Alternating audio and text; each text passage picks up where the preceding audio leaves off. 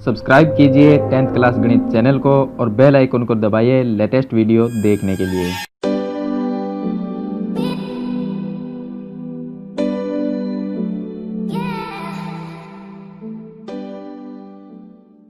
चलिए अब शुरू करते हैं चैप्टर नंबर 16 और एक्सरसाइज है 16.1 जिसमें पृष्ठीय क्षेत्रफल और आयतन हमें ज्ञात करना है। तो चलिए उससे पहले हम इसके फॉर्मूले के बारे में थोड़ा सा जान लेते हैं। यहां पर देखिए जो चैप्टर नंबर 16 है उसके लास्ट में हमें सभी फॉर्मूले इसमें दिए गए हैं। तो यहां पर देखिए सबसे पहला जो फॉर्मूला है वो है कमरे की चारों दीवारों का क्षेत्र, यानी कि हमें चार दीवार का अगर क्षेत्रफल ज्ञात करना है तो उसके लिए हम फॉर्मूला लगाएंगे 2 इंटू लंबाई प्लस चौड़ाई गुणा में ऊंचाई। ये इसका फॉर्मूला लगाएंगे। अगर हमें घनाभ का संपूर्ण पृष्ठीय क्षेत्रफल ज्ञात करना है तो हम लिखेंगे 2 गुणा लंबाई इंटू चौड़ाई प्लस चौड़ाई इंटू ऊंचाई प्लस ऊंचाई इंटू लंबाई। उसके बाद में घनाभ का आयतन, इसको लंबाई गुणा चौड़ाई गुणा ऊंचाई ये लिखेंगे। उसके बाद देखिए घन की चारों दीवारों का क्षेत्रफल। अगर हमारे पास में घन है और उसकी चार दीवार का हमें क्षेत्रफल ज्ञात करना है तो हम लिखेंगे 4l²। और यहां पर है घन का संपूर्ण पृष्ठीय क्षेत्रफल 6l², यानी l का मतलब यहां पर भुजा है, ये 4 भुजा स्क्वायर हो गया और ये 6 भुजा स्क्वायर हो गया। उसके बाद देखिए घन का आयतन हो गया भुजा क्यूब, घन का विकिरण है √3l और घनाभ का विकिरण है लंबाई इंटू चौड़ाई इंटू ऊंचाई, इसका स्क्वायर और इस पर √ लगा देंगे। उसके बाद में आता है बेलन का वक्र पृष्ठीय क्षेत्रफल, जिसको हम 2πr से लिखते हैं। और बेलन का ये तो वक्र पृष्ठ है और ये संपूर्ण पृष्ठ जिसमें पूरा बेलन आ जाता है, तो उसको हम लिखते हैं 2πr ब्रैकेट में लिखते हैं h+r। उसके बाद में देखिए यहां पर है बेलन का आयतन, जिसको हम लिखते हैं πr²h। उसके बाद में आता है यहां पर खोखले बेलन का संपूर्ण पृष्ठीय क्षेत्रफल। अब देखिए बेलन दो प्रकार के होते हैं, खोखला बेलन होता है और एक ऐसा बेलन जो चारों तरफ से जिसमें वृत्त भी हो और पूरा बेलन बना हुआ हो, तो ये खोखले बेलन का संपूर्ण पृष्ठीय क्षेत्रफल। तो यहां पर देखिए 2π ब्रैकेट में r1 + r2 और यहां पर h + r1 - r2, यह है खोखले बेलन का संपूर्ण पृष्ठीय क्षेत्रफल।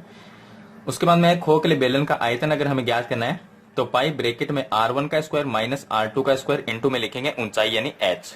r1 और r2 यहां पर त्रिज्याएं हैं। उसके बाद में देखिए शंकु की तिर्यक लंबाई। यहां पर देखिए शंकु का तिर्यक पृष्ठ का क्षेत्रफल होता है πrl और शंकु की तिर्यक जो लंबाई होती है उसको हम लिखते हैं l² = √h² + r²। उसके बाद में देखिए यहां पर है क्षेत्रफल की बात करें शंकु की तिर्यक लंबाई, सॉरी यहां पर देखिए शंकु का संपूर्ण पृष्ठीय क्षेत्रफल, तो यह है πr ब्रैकेट में r + l। उसके बाद में आता है शंकु का आयतन 1/3 πr² से लिखते हैं। उसके बाद में आता है ठोस गोले का पृष्ठीय क्षेत्रफल। तो यहां पर है ठोस गोले का पृष्ठीय क्षेत्रफल 4πr² और ठोस गोले का जो आयतन होता है वो होता है 4/3 πr³। अर्धगोले का वक्र पृष्ठीय क्षेत्रफल होता है 2πr² और अर्धगोले का संपूर्ण पृष्ठीय क्षेत्रफल होता है 3πr²। अर्धगोले का आयतन होता है 2/3 πr³। तो यहां पर देखिए अर्धगोले का आयतन 2/3 πr³ और गोलीय कोश या खोखले गोले का संपूर्ण पृष्ठीय क्षेत्रफल, अगर गोला खोखला है तो उसका संपूर्ण पृष्ठीय क्षेत्रफल होगा 4π r1² - r2² और गोलीय कोश यानी खोखले गोला है जो खोखले गोले हैं उसका अगर आयतन ज्ञात करना है तो 4/3 π r1³ - r2³। तो ये इसमें फॉर्मूले दिए गए हैं, काफी सारे फॉर्मूले हैं जो आपको याद रखने पड़ेंगे। तो इसके आधार पर हम क्वेश्चन है वो सरल करेंगे। चलिए इसका फर्स्ट क्वेश्चन है जिसको हम सरल करते हैं। तो यहां पर दिया गया हमें कि एक घनाभ में देखिए लंबाई चौड़ाई ऊंचाई अलग अलग होती है और घन जो होता है उसमें उसका जो भुजा है वो समान होती है। तो यहां पर एक घनाभ दिया गया है, 12 सेंटीमीटर लंबा है, 9 सेंटीमीटर चौड़ा है और 5 सेंटीमीटर ऊंचा है। तो घनाभ का संपूर्ण पृष्ठीय क्षेत्रफल और आयतन हमें ज्ञात करना है। सबसे पहले देखिए यहां पर लिखेंगे हम कि घनाभ की लंबाई, घनाभ की लंबाई दी गई हमें 12 सेंटीमीटर और घनाभ की जो चौड़ाई है वो दी गई हमें 9 सेंटीमीटर और इसकी ऊंचाई है वो दी गई है 5 सेंटीमीटर। क्योंकि घनाभ में लंबाई चौड़ाई ऊंचाई अलग अलग होती है। हमें ज्ञात करना है घनाभ का संपूर्ण पृष्ठीय क्षेत्रफल। तो यहां पर लिखेंगे हम संपूर्ण पृष्ठीय क्षेत्रफल। इसका जो फॉर्मूला होता है वो होता है 2 इंटू में लिखते हैं लंबाई गुणा चौड़ाई प्लस चौड़ाई गुणा ऊंचाई प्लस ऊंचाई गुणा लंबाई, ये लिखते हैं। इसमें हम सभी मान हैं वो लिखेंगे 2 की जगह 2, लंबाई जो है 12 है इंटू चौड़ाई इसकी 9 है, उसके बाद प्लस चौड़ाई इंटू ऊंचाई यानी कि 9 इंटू 5, फिर प्लस ऊंचाई इंटू लंबाई। तो ऊंचाई यहां पर 5 है और लंबाई इसकी 12 है। इनको सरल कर लेंगे तो देखिए 12 को 9 से गुणा करेंगे तो ये हो जाएंगे हमारे पास में 108। तो ये 108 हो गए, प्लस 9 को 5 से गुणा करेंगे 45 हो जाएंगे, प्लस 12 को 5 से गुणा करेंगे ये हो जाएंगे 60। अब देखिए इनको प्लस कर लेंगे तो ये हो जाएगा 2 इंटू, इन सभी को अगर प्लस करेंगे तो ये आएंगे हमारे पास में 213। 213 को अगर 2 से गुणा करते हैं तो ये आते हैं हमारे पास में 426 सेंटीमीटर स्क्वायर। क्षेत्रफल हमेशा स्क्वायर में आता है। उसके बाद में ज्ञात करना है, हमने क्षेत्रफल ज्ञात कर लिया, अब आयतन ज्ञात करेंगे। तो यहां पर आयतन देखिए, घनाभ का संपूर्ण पृष्ठीय क्षेत्रफल हमने ज्ञात किया है तो यहां पर लिखेंगे घनाभ का आयतन। आयतन का सूत्र होता है लंबाई इंटू चौड़ाई इंटू ऊंचाई। तो यहां पर देखिए लंबाई इसकी 12, चौड़ाई इसकी 9 और ऊंचाई इसकी 5 जो यहां पर मैंने लिखी है। इन सभी को हम गुणा करेंगे तो इसका मान आएगा 540 सेंटीमीटर क्यूब। यहां पर आयतन जो होता है वो हमेशा क्यूब में आता है और क्षेत्रफल स्क्वायर में आता है। तो यह था घनाभ का संपूर्ण पृष्ठीय क्षेत्रफल और आयतन इसमें हमें ज्ञात करना था। चलिए इसके बाद में शुरू करते हैं इसका क्वेश्चन नंबर 2। चलिए अब शुरू करते हैं, इसका क्वेश्चन नंबर 2 है जिसमें हमें 3 घन दिए गए हैं। ये हमारे पास में 3 घन है। घन एकदम हमारे पास में चौकोर डब्बा हो जिसमें 6 फलक होते हैं यानी 6 पृष्ठ होते हैं। यहां से देखिए एक ऊपर वाला, एक नीचे वाला 2 और 2 ये साइड वाले 4 हो गए और ये इस साइड वाले 6 हो गए। तो 6 फलक होते हैं वो सभी बराबर होते हैं। तो इस तरह के हमारे पास में 3 घन है। तो तीनों घन की भुजाएं हैं 8, 6 और 1, यानी कि इसकी जो भुजाएं हैं वो 8 सेंटीमीटर की है। यहाँ पर देखिए हमने एक का ये 8 सेंटीमीटर है तो ये भी 8 है, ये भी यहाँ पर 8 है और ये भी 8, यानी कि सभी जितने भी भुजाएं हैं वो सभी क्या है 8 से। दूसरा घन है उसकी 6 सेंटीमीटर की सभी भुजाएं हैं और तीसरे की 1 सेंटीमीटर की। अब इसमें दिया गया कि इन्हें पिघलाकर एक नया घन बनाया जाता है। देखिए हमने तीनों घन को पिघलाया, उसके बाद में इन तीनों को पिघालकर एक घन बना दिया। तो नया जो घन बना है पिघलाने के बाद में उसका हमें संपूर्ण पृष्ठीय क्षेत्रफल ज्ञात करना है।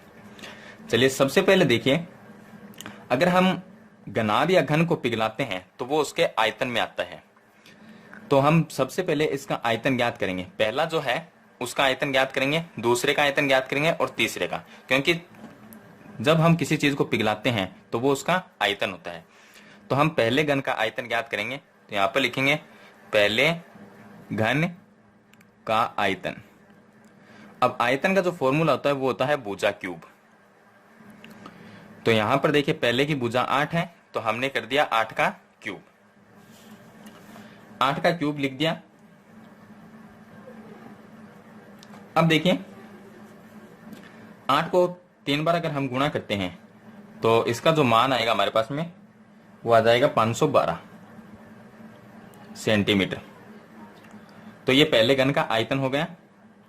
चलिए दूसरे घन का आयतन ज्ञात करेंगे। दूसरे घन का आयतन फॉर्मूला यही लगाएंगे भुजा क्यूब वाला। तो दूसरे की भुजा 6 सेंटीमीटर, तो 6 का स्क्वायर कर देंगे।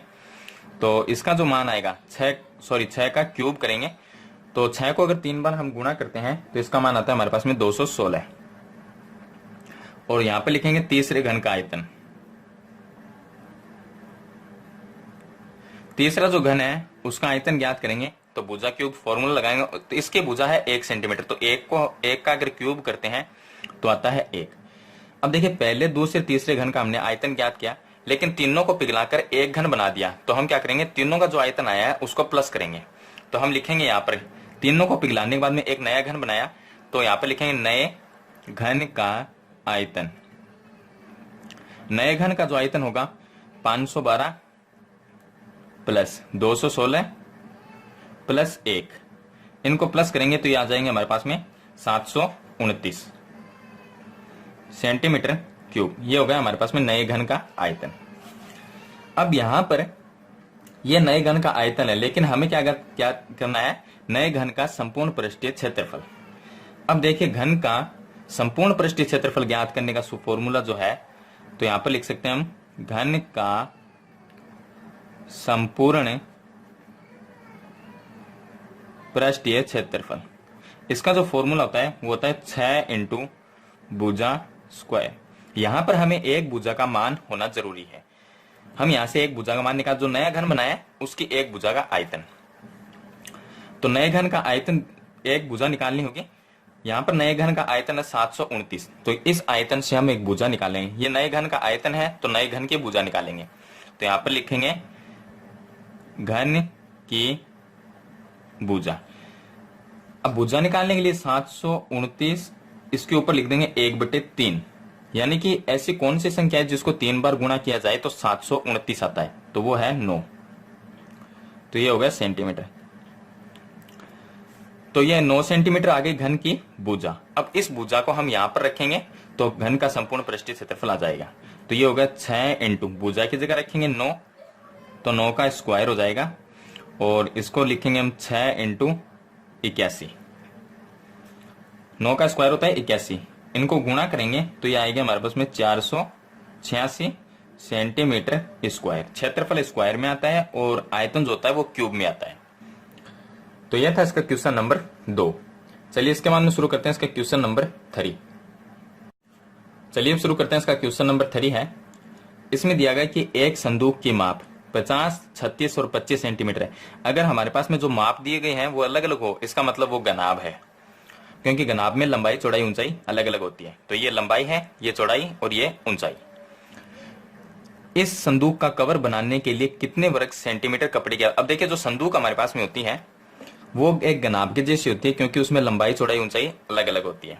तो संदूक इसमें दिया गया है और लंबाई चौड़ाई ऊंचाई अलग अलग है, इसका मतलब ये क्या है, एक घनाभ है। तो यहां पर हम लिखेंगे संदूक की लंबाई चौड़ाई ऊंचाई।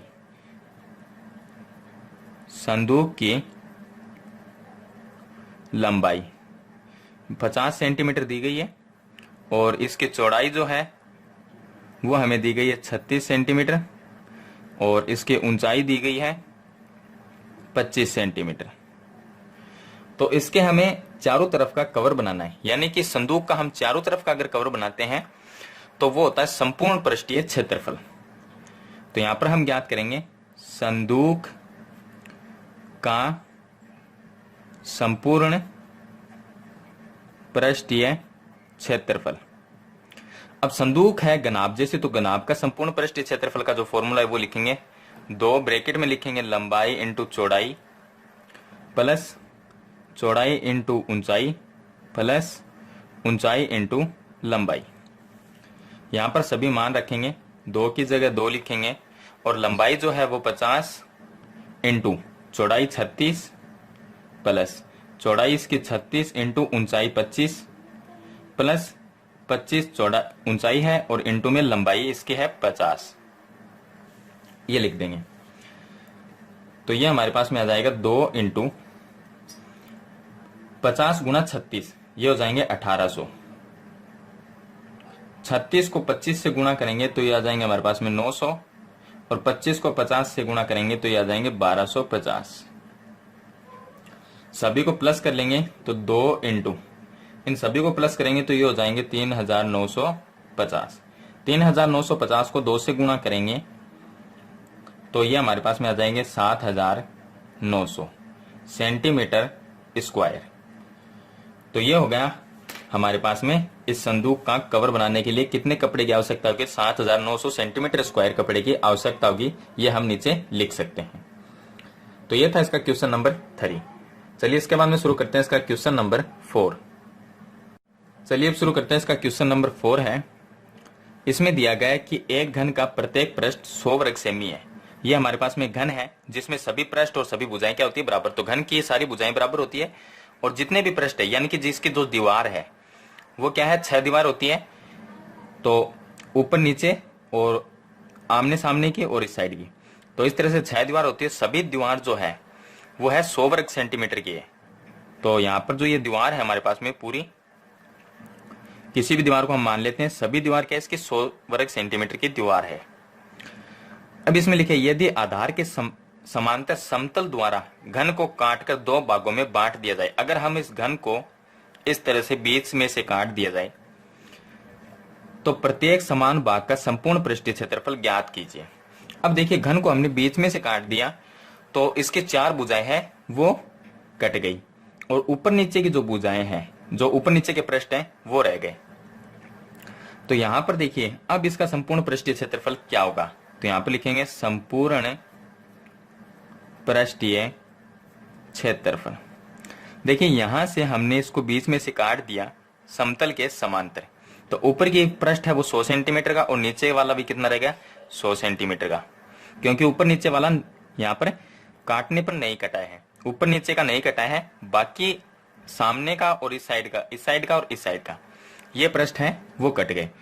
तो ऊपर नीचे का पृष्ठ 100 सेंटीमीटर का होगा, तो 100 प्लस 100 और बाकी के जो पृष्ठ है 4 वो 100 में से आधे आधे कट गए, यानी कि 50, 4 पृष्ठ कटे हैं तो 4 को हम 50-50 लिखेंगे।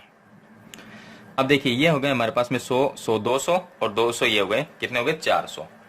तो ये हो गया हमारे पास में 400 सेंटीमीटर स्क्वायर। तो ये इसका संपूर्ण पृष्ठीय क्षेत्रफल आ गया। सिंपल सा क्वेश्चन है, क्वेश्चन नंबर 4। इसको दूसरे तरीके से भी कर सकते हैं लेकिन इसका सिंपल तरीका यही है। चलिए इसके बाद में शुरू करते हैं इसका क्वेश्चन नंबर 5। चलिए अब देखिए इसका क्वेश्चन नंबर 5 है।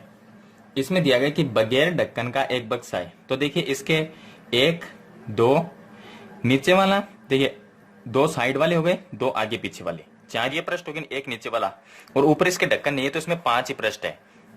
संदूक होता है या बक्सा होता है, उसका अगर हम ढक्कन निकाल दे तो उसके कितने पृष्ठ रह जाते हैं, 5 पृष्ठ रह जाते हैं। तो ढक्कन का एक बक्सा है वो 3 सेंटीमीटर मोटी लकड़ी से बना हो। जो ये लकड़ी की जो मोटाई है वो कितनी है, 3 सेंटीमीटर। तो लकड़ी कितनी मोटी है, 3 सेंटीमीटर की मोटाई की लकड़ी है, तो ये होगा 3 सेंटीमीटर मोटी ये लकड़ी है, जो लकड़ी की मोटाई है का बना हुआ है। इसकी बाहरी लंबाई, बाहर की जो लंबाई है बक्से की, तो हम यहां पे लिखेंगे बक्से की बाहरी लंबाई, बाहरी लंबाई 146 सेंटीमीटर और बाहरी चौड़ाई है, बाहरी जो चौड़ाई है वो हमें दी गई है यहां पर 116 सेंटीमीटर। उसके बाद में बाहरी ऊंचाई, तो यहां पर लिखेंगे बाहरी ऊंचाई, यह हमें दी गई है 83 सेंटीमीटर। तो ये सब इस बक्से की बाहर की लंबाई चौड़ाई ऊंचाई है। उसके अंदर की ओर पेंट कराने का खर्च ज्ञात करना है, तो पेंट की दर 2 रुपए प्रति 1000 वर्ग सेंटीमीटर है। हमें इस लंबाई चौड़ाई ऊंचाई बाहर की दी गई है लेकिन इसके पेंट हमें करना है अंदर की तरफ, तो हमें अंदर का जो इसका क्षेत्रफल है वो ज्ञात करना होगा। तो इसमें देखिए बक्से में 5 पृष्ठ रह गए क्योंकि इसके ढक्कन नहीं है और इसके हमें बाहरी लंबाई चौड़ाई ऊंचाई दी गई है। पेंट इसके अंदर करवाना है तो हमें अंदर की लंबाई चौड़ाई ऊंचाई ज्ञात करनी होगी। अब अंदर की कैसे करेंगे, ये 3 सेंटीमीटर मोटी लकड़ी का बना हुआ है, तो हम इसमें से, तो इसके अंदर की जो लंबाई चौड़ाई ऊंचाई निकालेंगे उसमें से 3 सेंटीमीटर मोटी लकड़ी का बना हुआ है। तो यहां से देखिए ये हम यहां पर इसकी चौड़ाई लेते हैं कि यहां से चौड़ाई है, तो ये लंबाई है और यहां से ये इस साइड में चौड़ाई होगी और ये ऊंचाई होगी, तो ये ऊंचाई है और ऊपर ढक्कन की ऊंचाई होगी। निपेंदे से लेकर ढक्कन तक की ऊंचाई होती है। तो देखिए बाहर की जो ऊंचाई है वो है 83, बाहरी ऊंचाई इसकी कितनी है, ढक्कन से लेके और पेंदे तक की जो ऊंचाई है वो 83, लेकिन इसमें ढक्कन नहीं है तो एक साइड की ऊंचाई माइनस करेंगे। तो एक साइड की जो लकड़ी है 3 सेंटीमीटर, 83 सेंटीमीटर बाहर की ऊंचाई है, तो अंदर की ऊंचाई कितनी होगी, 83 माइनस 3 कर देंगे क्योंकि ये 3 सेंटीमीटर मोटे लकड़ी का बना हुआ है। तो सबसे पहले हम अंदर की लंबाई ज्ञात करेंगे। यहां पर लिखेंगे 3 सेंटीमीटर मोटी लकड़ी का बना हुआ है, अतः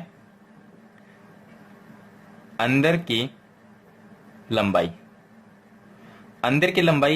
146, बाहर की लंबाई है उसमें से माइनस कर देंगे 6, क्योंकि 3 सेंटीमीटर लंबाई इसकी माइनस करेंगे तो दोनों साइड से करेंगे लंबाई को, 3 ये हो गई और 3 उस साइड की हो गई, तो 3 और 3 6 माइनस करेंगे तो 140 सेंटीमीटर आएगा। इसी तरह से चौड़ाई भी हम इसमें से 116 है, उसमें से अंदर की चौड़ाई के लिए चौड़ाई भी क्या है 3 इस साइड की और 3 इस साइड की, तो 3 सेंटीमीटर इस साइड में मोटी लकड़ी है, 3 सेंटीमीटर इस साइड में मोटी, 3 और 3 6, इसमें से भी 6 में माइनस करेंगे तो ये आ जाएंगे 110 सेंटीमीटर।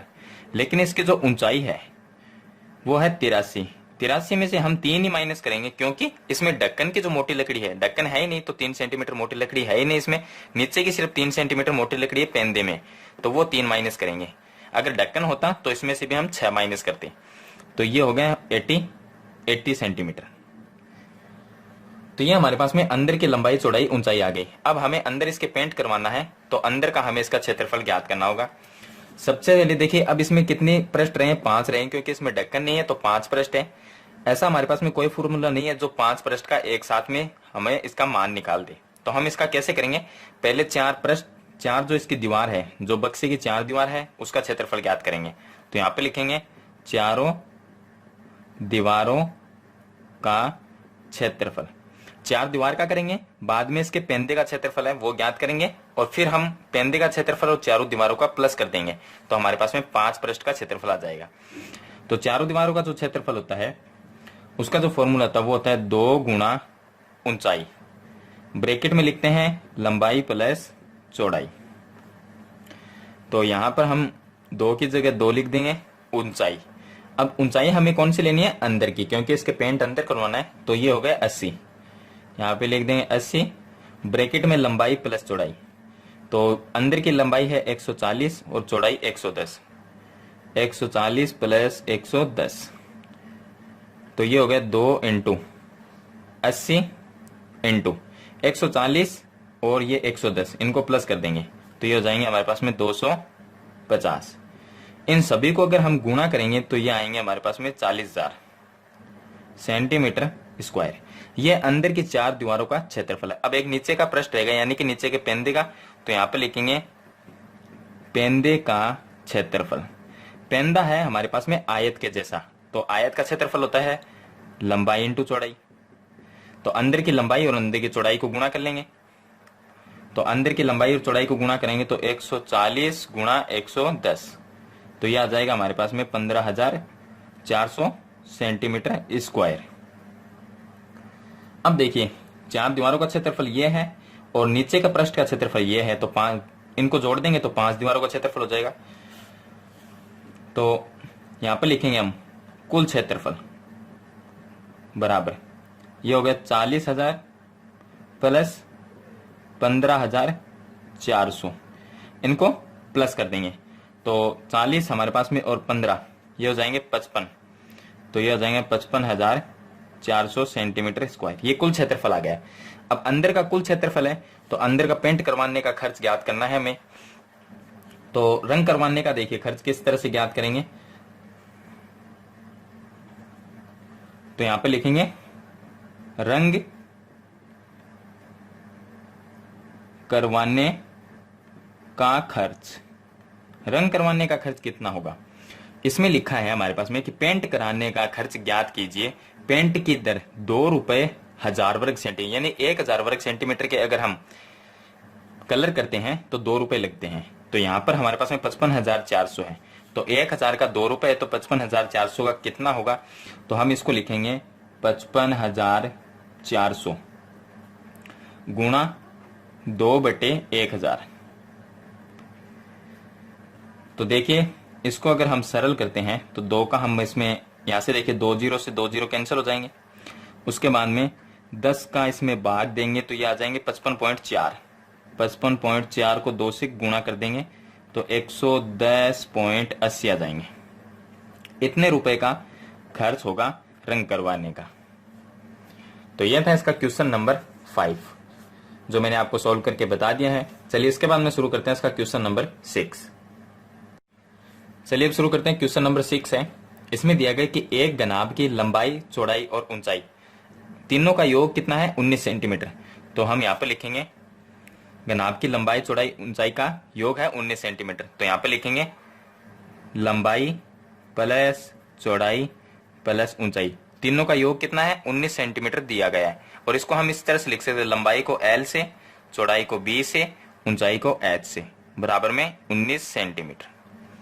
उसके बाद में देखिए दिया गया है तथा विकिरण की लंबाई, घनाभ का जो विकिरण होता है उसकी लंबाई दिए गए। तो विकिरण का फॉर्मूला होता है, वो होता है हमारे पास में विकिरण बराबर अंडर रूट लंबाई का स्क्वायर, चौड़ाई का स्क्वायर, ऊंचाई का स्क्वायर, ये होता है। तो ये हमें दिया गया है, यानी कि विकिरण है उसकी लंबाई दी गई है 11 सेंटीमीटर। तो विकिरण का फॉर्मूला लिख दिया, उसके सामने उसकी लंबाई लिख दी 11 सेंटीमीटर। और इसको हम इस तरह से भी लिख सकते हैं, under root L square B square H square बराबर 11 सेंटीमीटर। हमें ज्ञात करना है घनाभ का संपूर्ण पृष्ठीय क्षेत्रफल। चलिए किस तरह से ज्ञात करेंगे।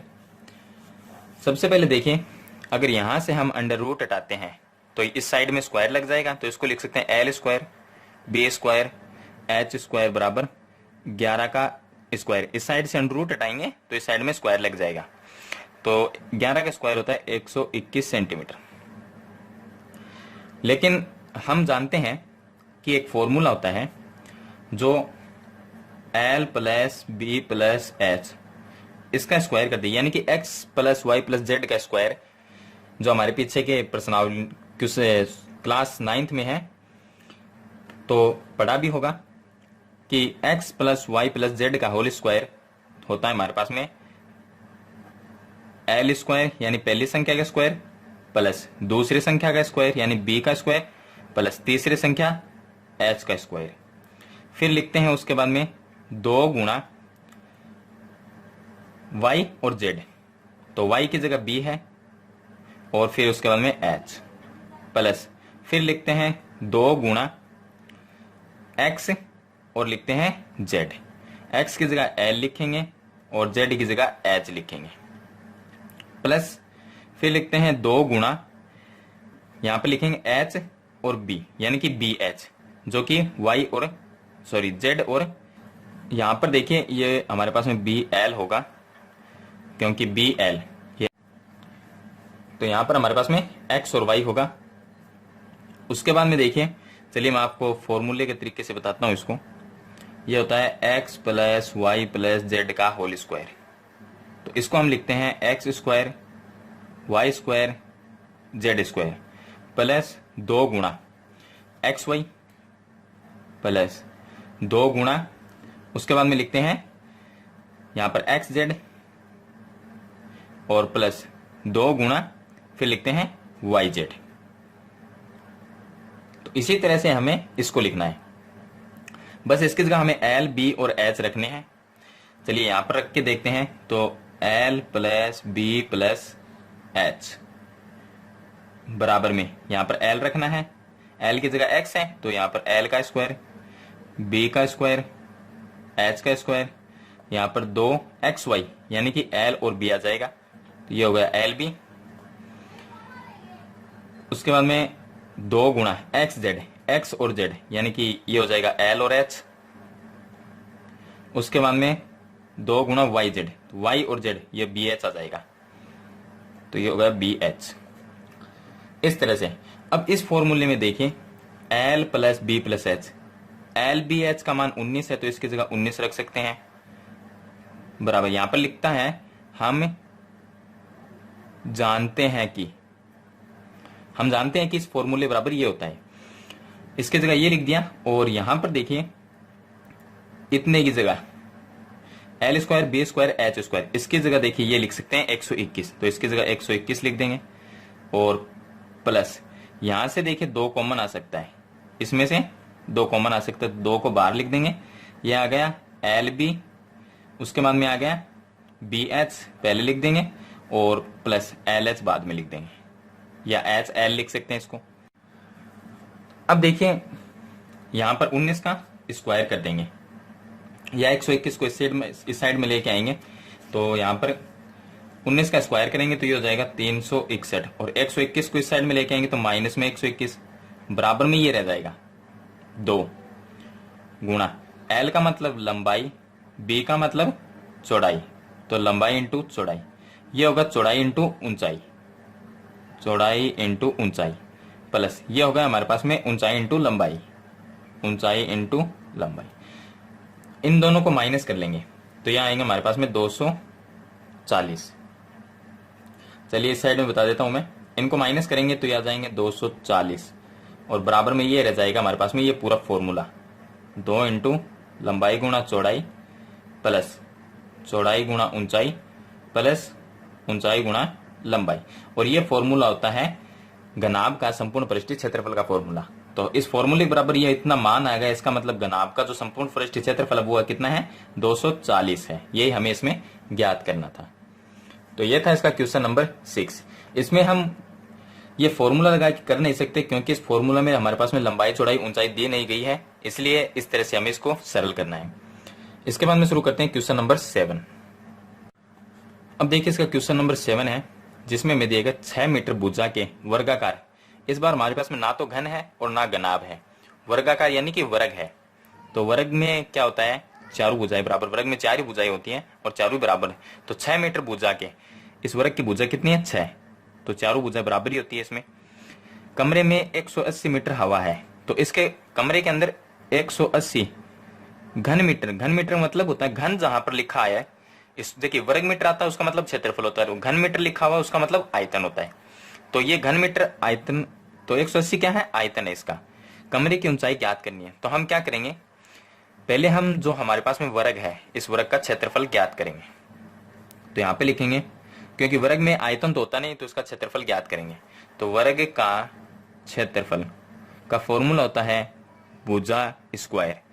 भुजा इसकी 6 है तो 6 का स्क्वायर कर देंगे तो यह आ जाएगा हमारे पास में 36 सेंटीमीटर या 36 मीटर स्क्वायर। अब इसमें आयतन दिया गया है, इसका आयतन दिया गया 180, तो हमें ज्ञात करनी है कमरे की ऊंचाई। कमरे की ऊंचाई किस तरह से ज्ञात करेंगे, आयतन के अंदर क्षेत्रफल का भाग देंगे, तो 180 बटे 36, दोनों में 6 का भाग जाता है, तो यहां पर हमारे पास में आ जाएगा 30 और यहां पर आ जाएगा हमारे पास में 6। 30 में 6 का भाग देंगे तो आ जाएगा हमारे पास में 5 मीटर, तो कमरे की ऊंचाई आ जाएगी 5 मीटर। सिंपल सा क्वेश्चन है, यहाँ पर वर्ग दिया गया है, वर्ग के हम क्षेत्रफल ज्ञात करेंगे और इसका आयतन 180 है, आयतन के अंदर इसके क्षेत्रफल का भाग देंगे तो हमारे पास में 5 मीटर इसकी ऊंचाई, कमरे की ऊंचाई आ जाएगी। चलिए इसके बाद में शुरू करते हैं क्वेश्चन नंबर 8। अब देखिए इसका क्वेश्चन नंबर 8 है 44 मीटर लंबी 1.5 मीटर ऊंची और यहाँ पर 3.5 है बुक के अंदर, तो उसको 35 सेंटीमीटर कर लेना क्योंकि ये सेंटीमीटर में है और ये दोनों मीटर में है। तो ये 35 सेंटीमीटर चौड़ी दीवार बनाने में 22 सेंटीमीटर, 10 सेंटीमीटर, 7 सेंटीमीटर माप की कितने ईंटों की आवश्यकता होगी। तो देखिए जब हमें ईंटों की संख्या ज्ञात करनी हो तो उसका एक फिक्स फॉर्मूला है कि दीवार जो दी गई है, दीवार के आयतन के अंदर हम भाग देंगे एक ईंट के आयतन का। सबसे पहले देखिए यहाँ पर जो दीवार है उसकी लंबाई, तो यहाँ पे लिखेंगे दीवार की लंबाई बराबर 44 मीटर है। मीटर को हम सेंटीमीटर में चेंज करें क्योंकि यहाँ पर देखिए ये सेंटीमीटर में है और ये तीनों सेंटीमीटर में, तो दो चीज हमारे पास में मीटर में है तो उनको भी सेंटीमीटर में चेंज करेंगे। तो 100 से गुणा करेंगे तो 4400 सेंटीमीटर आ जाएगा। उसके बाद में इसकी चौड़ाई इसकी 35 सेंटीमीटर है और ऊंचाई है यहाँ पर 1.5, तो 1.5 मीटर में है, इसको सेंटीमीटर में चेंज करें 100 से गुणा करेंगे तो 150 सेंटीमीटर आएगा। और दूसरी साइड में हमें दिया गया है ईंट, माप की कितनी ईंटों, मतलब एक ईंट जो है उसका माप ये है। अब ईंट भी घनाभ जैसी होती है और दीवार भी घनाभ जैसी होती है। देखिए जब मैंने कहा लंबाई चौड़ाई ऊंचाई अलग अलग हो इसका मतलब वो घनाभ है। यहाँ पर भी देखिए जो ईंट है 22, 10, 7 सेंटीमीटर माप की कितने ईंटों की आवश्यकता, तो ईंट है वो भी गनाब जैसे, क्योंकि लंबाई चौड़ाई ऊंचाई दी गई है। तो यहाँ पे लिखेंगे एक ईंट की लंबाई 22 सेंटीमीटर, चौड़ाई दी गई है 10 सेंटीमीटर और ऊंचाई दी गई है 7 सेंटीमीटर। तो हमें दीवार का आयतन ज्ञात करेंगे। दीवार कैसी है, गनाब जैसी, यानी कि गनाब का आयतन, और ईंट भी गनाब जैसी, तो ये भी गनाब का आयतन। तो दीवार के आयतन में एक ईंट के आयतन का भाग देंगे। चलिए यहां पे लिखेंगे दीवार का आयतन। दीवार का आयतन क्या होगा, यानी कि गनाब का आयतन लंबाई गुणा चौड़ाई गुणा ऊंचाई, लंबाई गुणा चौड़ाई गुणा ऊंचाई। और यहां पर एक ईंट का आयतन, अब ईंट भी गनाब जैसी है तो गनाब का आयतन ये लिख देंगे लंबाई गुणा चौड़ाई गुणा ऊंचाई। यहां पर लंबाई चौड़ाई ऊंचाई लिखेंगे 4400 गुणा चौड़ाई इसकी है 35 गुणा ऊंचाई इसकी 150, और यहां पर हो जाएगी हमारे पास में 22 गुणा 10 गुणा 7 जो यहां पर दी गई है। हमें ज्ञात करना है कितने ईंटों की आवश्यकता होगी, यानी कि ईंट की संख्या। तो यहां पर लिखेंगे ईंट की संख्या। ये दीवार का आयतन है, तो दीवार का आयतन है हमारे पास में 4400, 35, 150, और एक ईंट का आयतन है 22 गुणा 10 गुणा 7, तो 22 गुणा 10 गुणा 7। चलिए हम भाग देते हैं। 7 का भाग इसके अंदर जाता है 5 बार, और उसके अंदर 5 का भाग इसमें जाता है 2 बार। 2 का भाग हम दे सकते हैं 150 में, ये आता है 75, और ये देखिए यहाँ पर 22 दूनी 44, तो यहाँ पर हो गया 200। अब नीचे सारी संख्या कट गई हमारे पास में, ऊपर ऊपर की संख्या रही है। तो यहाँ पर 75 को 2 से गुणा करेंगे, फिर से हमारे पास में 75 दूनी 150 हो जाएंगे, और 2 जीरो और लगा देंगे, तो यानी 15,000 ईंट आएगी। ईंटों की संख्या कितनी होगी, 15,000 होगी। तो यह था इसका क्वेश्चन नंबर 8। चलिए इसके बाद में शुरू करते हैं क्वेश्चन नंबर 9। अब देखिए इसका क्वेश्चन नंबर 9 है। इसमें दिया गया है 10 मीटर लंबे, 8 मीटर चौड़े और 6 मीटर ऊंचे। लंबाई चौड़ाई ऊंचाई जब अलग अलग हो उसका मतलब गनाब होता है। अब गनाब कैसा है, कमरे जैसा। तो ऊंचे कमरे में अधिक से अधिक कितनी लंबी छड़ रखी जा सकती है। अब छड़ सबसे लंबी रखेंगे तो वो देखिए विकिरण होगा। अब हमारे पास में ये देखिए इस तरह से मान लें हम, लेकिन गनाब को इस तरह से बनाया नहीं जाता है। मैं आपको एग्जाम्पल के लिए बता रहा हूं। इसमें देखिए सबसे लंबी छड़ हम इस तरह से रख सकते हैं, जो कि विकिरण होगी। तो गनाब का हमें क्या ज्ञात करना है, विकिरण ज्ञात करना है।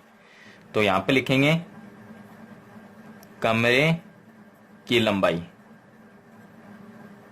कमरे की लंबाई 8 मीटर, चौड़ाई दी गई है 6 मीटर, और ऊंचाई दी गई है, यहां पर देखिए ये 10 मीटर है, और फिर उसके बाद में ये 8 मीटर है, और इसकी 6 मीटर ऊंचाई है, तो ये हो गया 6 मीटर।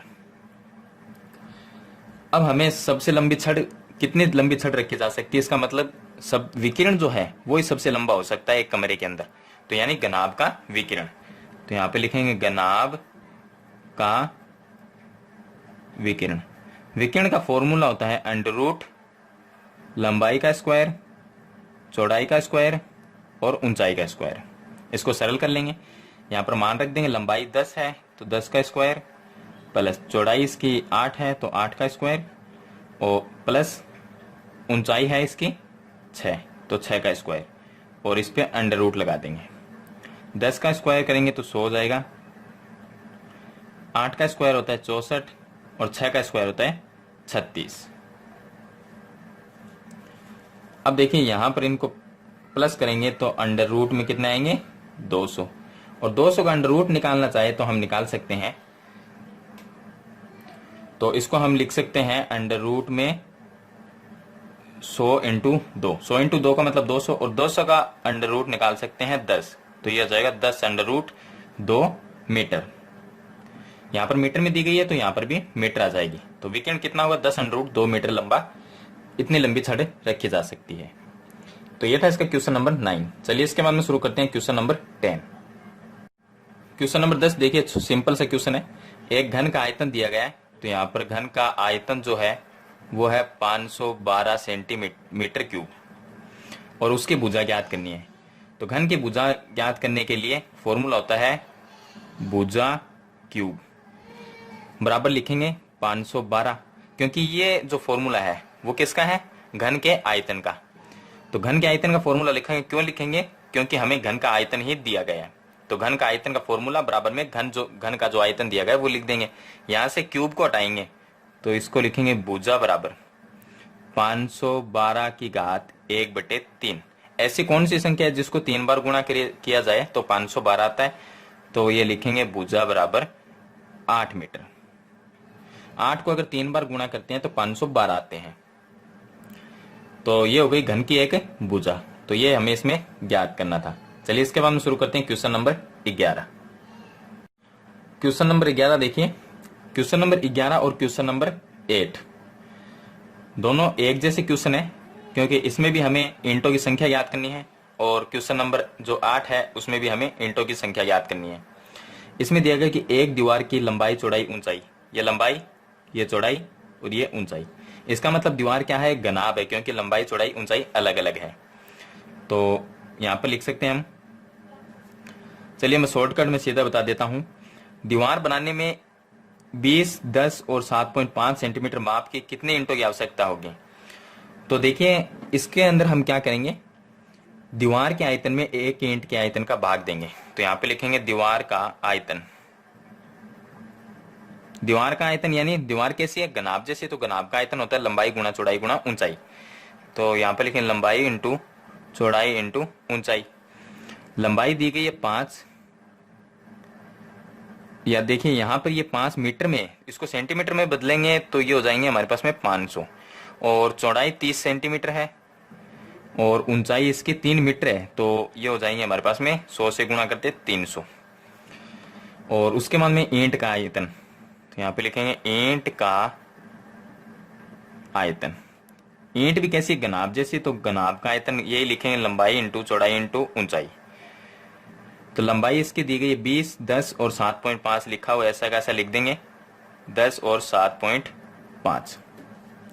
दीवार के आयतन में एक ईंट के आयतन का भाग देंगे तो ईंटों की संख्या आ जाएगी। ईंटों की संख्या,